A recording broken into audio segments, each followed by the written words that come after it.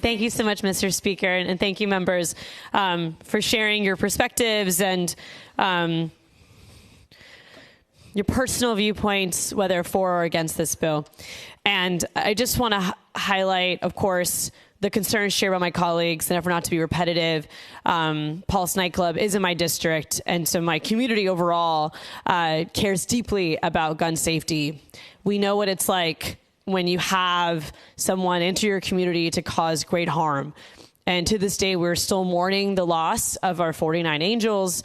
And every year, pay our respects at the Inter Memorial. But every day we live at that pain and that loss. And so I made a commitment when I decided to run for office back in 2017 to honor those no longer with us through action. I think a part of that looks like the decisions we make every single day in this chamber, whether it has to do with gun safety legislation or something else. And that's why yesterday I brought forth 3 amendments. I will admit, Mr. Speaker, one of them was more cheeky than policy-oriented for me, because I offered an amendment to kind of hold us to our word as a body. If we think that more guns make people safe, and if we think that there's no value in training and so forth, then we should walk the talk. We should allow for guns to be in all of our committee spaces, to be in the gallery, to not just have it be held by those who are professionals, but have it be held by folks who might have no training in this body. And of course, that was voted down on what sounded like a party line vote, but we'll never really know.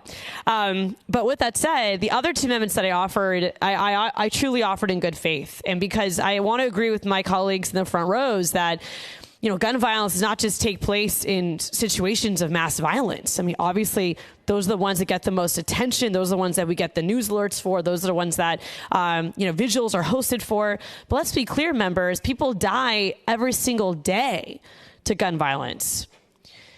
And it's not just someone inflicting a wound on you. It's also people inflicting a wound on themselves. It is children gaining access to someone's firearm.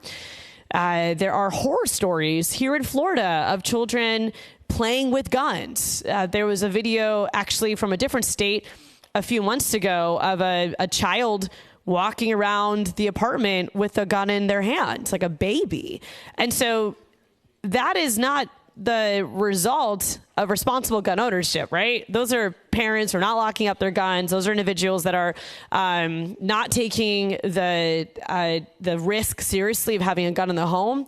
And so the amendments that I brought forth yesterday, one was designed to help prevent suicide by giving people the control to say, I am not well. I'm experiencing suicidal ideation. I should not have access to make an impulsive decision and own a firearm. And of course, despite powerful testimony by my dear friend and colleague, Representative Michelle Rayner-Goolsbee, that was still voted down. And so I offer another amendment as well on community violence, because as it was just noted, many of our major metropolitan cities across America and right here in Florida experience increases of gun violence, which are often tied to poverty and to areas of concentrated disadvantage. So you can't look at any issue with a silo. There are intersections. There are indicators and variables that we have to take in consideration.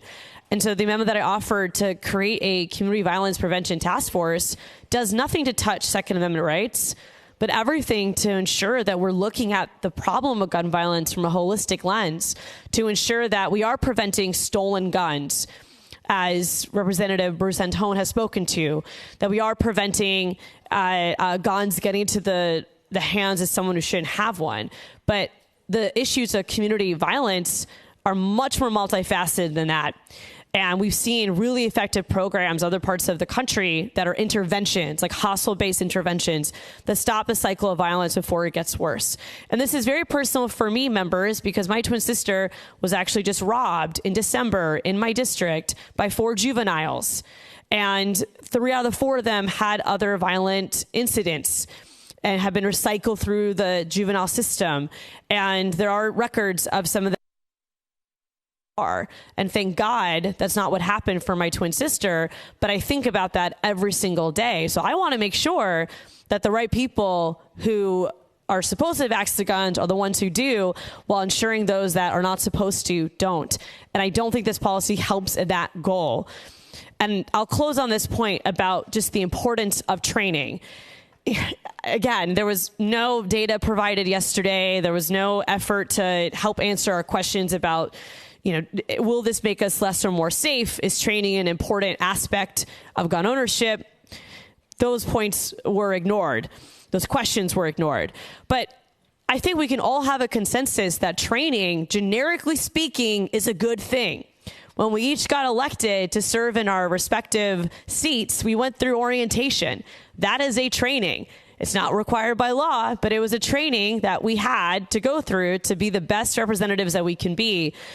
There's training required if you're going to drive a car. There's training required if you're going to go into any place of work. Training is good. The notion that we are not consenting to that point, that training to own and use a firearm is a positive, it just blows my mind, because I think that in any other human situation, we would agree that training is a positive. And then finally, I just want to reemphasize that these policies are not popular in Florida. In fact, there was a recent poll for University of North Florida where 77% of those polled, about 1,500 voters, were somewhat or strongly opposed to this permitless carry proposal, including 62% of Republicans. And so I want to emphasize, it might be popular when it comes to a voting base, but it's not necessarily popular when it comes to the entire state of Florida, let alone other parts of the country. And so with that, I do encourage folks to vote no on this bill. Think about those who have been impacted by gun violence. Think about what we can do to prevent gun violence while still respecting the Second Amendment rights. Thank you, Mr. Speaker.